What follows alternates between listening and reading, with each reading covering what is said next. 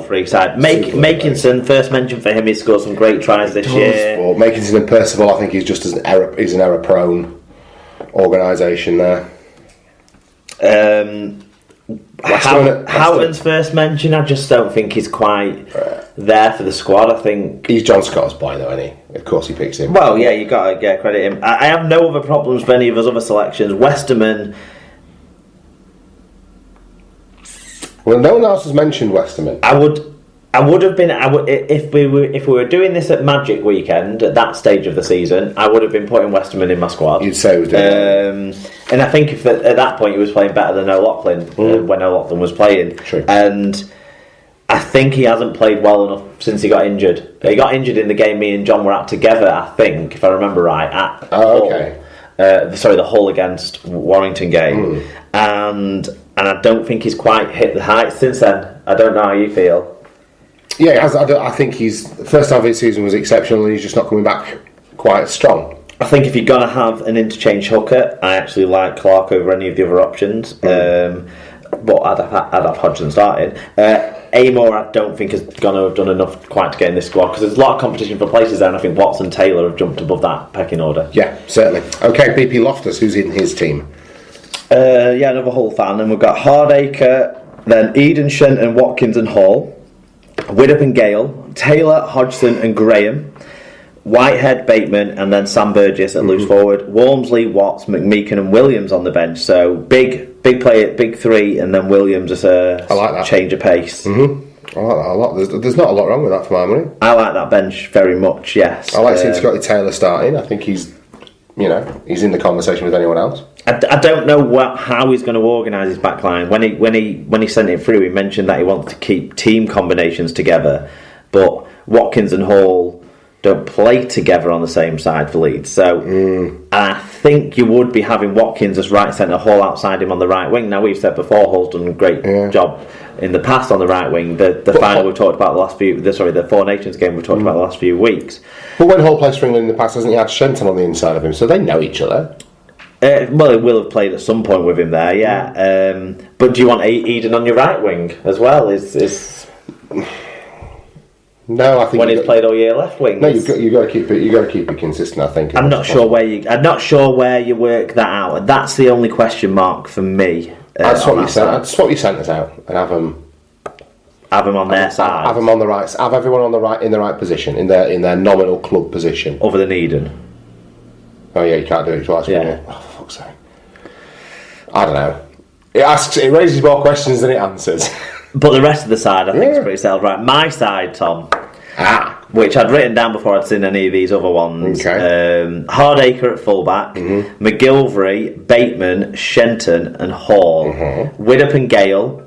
Then Sam Burgess, Hodgson, and Graham as your starting front row, with Whitehead and Farrell, obviously, as your starting back row, and O'Loughlin to pack the back of the scrum there. Then the bench for me would be Williams, Burgess, McMeekan, and Walmsley. Tom Burgess, that being. So the ones to explain, I suppose, is my centres. I think Shenton has been the best left centre in the country this year. He's the best performing left centre available to pick for England, and I think he won't make too many mistakes as well. Then I just think Ryan Hall's still got one more tournament left in him on that wing. Otherwise, your other options like Eden and Burgess and people like that certainly wouldn't have been bad calls. But I'm going to stick with Hall. McGilvery hasn't done anything to lose his spot. Bateman has to be in the team, but I couldn't. Well, then you do what Wayne Bennett does. Another place to put him in. Now, Bennett normally doesn't go with forwards in the backs necessarily, but Bateman's done a good job for England in the centres when he made his first performance a couple of years ago. He can play in that position. It's so combative and competitive. He isn't as slow as I think people might think. People might think this team lacks a little bit of pace. I think he isn't actually quite as slow as all that. I think he can do a great job in there. And it gives you some size and defensive capabilities that I think you lose. You get the size with Watkins, but you ain't got the defensive capabilities as much as I don't feel. Widdop and Gale is whatever, obviously. Now, I've put a couple of big lads on the bench, and I think McMeekan could go into the front row as well as the back row here. I'm feeling like obviously O'Loughlin's not going to do a full game, and I think he's going to do the shortest time of those 3 starting middles. Okay. So I would envisage O'Loughlin coming off before Burgess and Graham, and then there being quite a bit of a way of rotating that round. But I would want to have one of those 3 on the field at all times in the game. Yeah. So I think you can work a way around the team of managing that. And I don't think it really matters who you have at 8, 10 and 13 out of them 3, if I'm completely honest. No. Because are you telling me that other than not having quite the range of passing, James Graham doesn't throw as many passes as Sean O'Loughlin in a game of rugby league? He throws more probably. Williams on the bench for me, that wild card, we've talked about that quite a bit, so I don't think I need to cover that choice off. That's my side. Yeah, very good. No, like it. I always like doing these little fantasy 11s, fantasy 13s. Yeah, it'll be interesting to see how different it is to what actually takes the field. Well, I've kept a list of all of them to see who gets closest. We can put it by, can't we? Yeah. Okay, well that's the feedback and shout-outs and 17's taken care of. Let's take a look now at news from around the world of rugby league.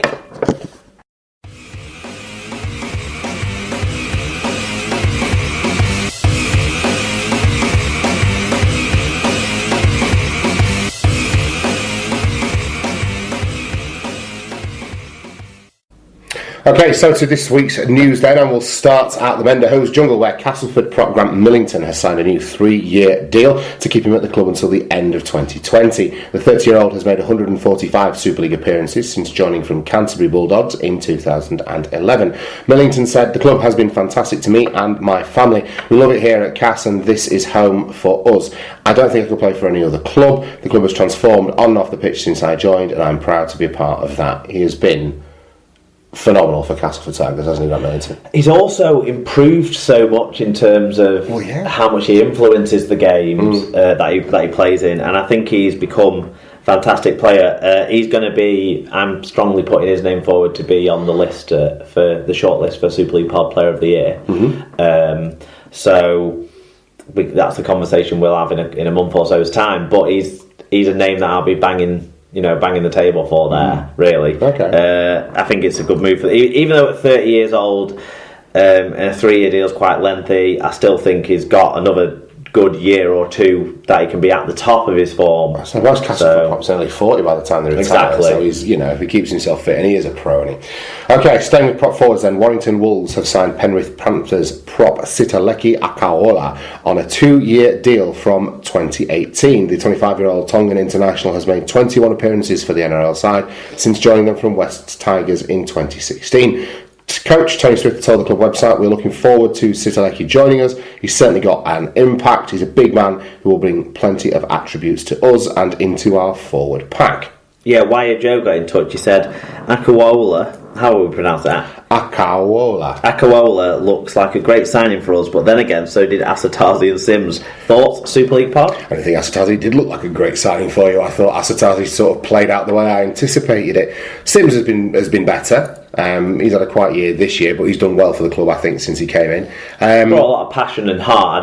The odd flary offloaded bit of play and stuff, but yeah, maybe he's not had much of an impact this year in terms of scattering defenders and causing havoc. Yeah, and that's what they want this lad to do. Wants to come in and do. He's a younger lad than Asatazi and Sims as well, so he might have a bit more hunger about him. Well, if he comes in and does what Peter Hickey has done, in terms of adapting to life in the Northern Hemisphere and throws his heart and soul into it, then I'm sure it'll be a big hit for him. But it comes down to the lad's attitude, doesn't it? Well, he's clearly not fancied in the NRL because he's never really had any big seasons. In fact, if anything, his time on the pitch has kind of gone down as the years have gone along.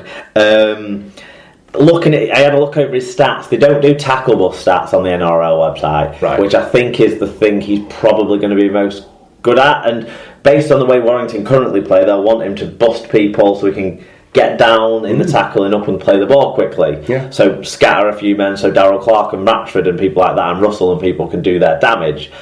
If he can do that, because I don't know what the stats are for him for that, then that's okay. That fits because he's got no offloading game according to the stats. He's got no ability to break the line according to his stats. He barely scores at one try in his career. So in terms of metres per carry and stuff, not exactly imposing in terms of the amount of his engine. I don't know how big that is because he doesn't ever get a lot of action when he has played games. So I've got to say the jury's out in terms of the overall impact he can have, but if he can do I just think you've got another Mossy Maso on your hands. So if he can have that perfect run of 10 games or so at the right time of the season, like Maso had in Saints' grand final. He'll earn himself a move back to Australia. That's Bravo. it. Yeah.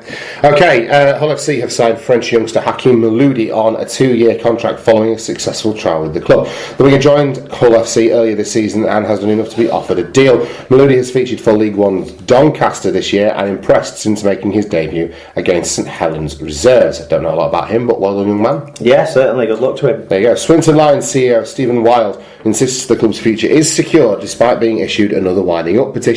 The Championship club received notice of the petition earlier this week after being unable to clear off the entirety of the debt that was hanging over the club. It's the 7th occasion the club has been issued with a winding up petition in just over 12 months, with the club's hierarchy still getting to grips with the financial difficulties that came to a head earlier this year. However, Wild has reassured fans the club will have the funds to settle the issue with HMRC next week, and after they clear the latest issue, the club will be in a stronger financial footing that will ensure that they don't encounter similar issues in the future. Well, I've heard all this before, but I hope he's right. It's an ongoing concern, isn't it, at Swinton? It's worrying that it's that all the money that's been raised and these things are still popping up, but I don't know how much of the money that's been raised has been realised as such, from some of the schemes they've had going on and that sort of thing. I hope they sort it. Oh, excuse me, as do I. Toulouse Olympique have beaten off competition this week to retain the services of half-back Jonathan Ford. The Championship club confirmed the Cook Islander international has signed a new deal to remain with the club for the 2018 season after speculation that he could depart. He's essential to Toulouse. If they've got any hope of getting in the qualifiers next time around, he has to be in the side, doesn't he? It's shown this year how they dropped off when he got his injury playing for the Cook Islands. He couldn't come back into the side, and the side couldn't compete with those around them. So, huge for Toulouse, I'd say. Yeah, and you'd think Toulouse are going to try and push for, Super 8s, aren't they, next year? So he's vital to them. And finally, John Dutton, the RFL's Director of Projects and People, has been appointed as the Chief Executive of the 2021 Rugby League World Cup. Dutton was at the heart of the successful bid for the event and has previously worked in golf for the PGA European Tour and football's European administrative body, UEFA. He was heavily involved in the last World Cup to take place in Britain, working as the tournament's operations director in 2013. As a lifelong rugby league fan who has grown up watching the sport, I am privileged to have been given the opportunity to lead the team that will deliver the 2021 Rugby League World Cup, Dutton said, who will now take up that role on the 1st of February 2018. So he's an experienced man at the helm of this. Yeah, if he takes through the positives of the actual run-up to and organisation of the 2013 event and learns from the sort of lacking in legacy kind of stuff, then he can't go wrong. So I think he's there's good experience within this sort of thing, isn't there? Within him hit for this sort of thing. So good luck to him. Absolutely. Okay, that's the news from around the world of rugby league. Let's take a look back now at the Challenge Cup final.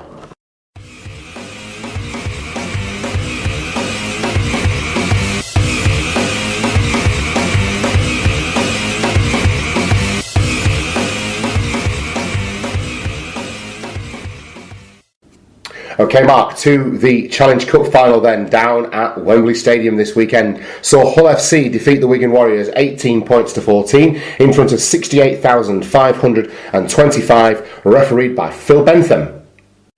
Okay, Mark, so as is becoming customary after Wigan Cup finals and grand finals, or just all of them really, we've got a fan of the victor. We've got an opposing fan on the line. It's a lot easier to get an opposing fan on the line when that opposition has won, and I'm delighted to say that we've not got one but two of them on the same call at the moment, because you might know her if you're listening to the show as Scoots28 Mac. To us she's Sarah Mackenzie, and her little boy Joshua join us now on the phone. Sarah, you must still be on cloud nine after a fabulous cup win. Yeah, it was a great day. We really enjoyed ourselves. Yeah. Good. We did.